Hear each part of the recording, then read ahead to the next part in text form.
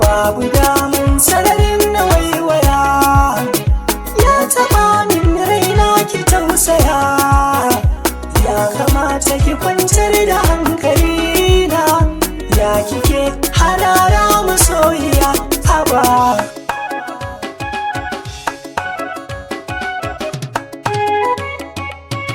Na riga na bayar da zuciyata ga wanda zai yi kulawa da tattalinta, yayi daidai sosai da rayuwata. Idan na aure shi gidan shi zana huta, ya kamata a ce ka gane nufina, ya kake takura minni ne haba.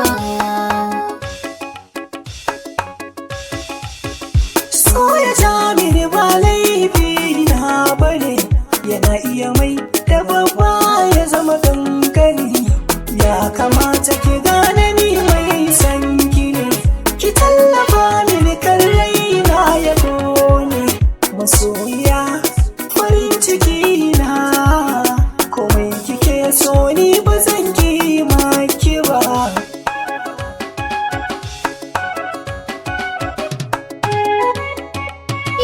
Rayuwar masoya iri-iri ce, wanda yadda yake tasa ra'ayi ce, ko a cikin mata ni kalar daban ce.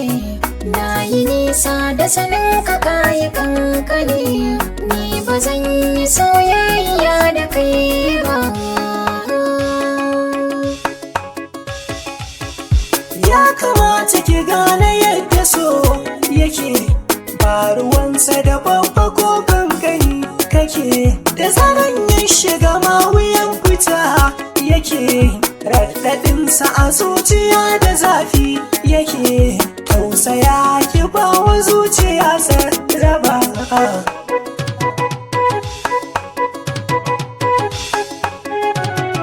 Ina amince soyayya mu kulla, Farin ciki na kin sa ya bayyana, zan yi mala da bai kai kaɗai za na kula.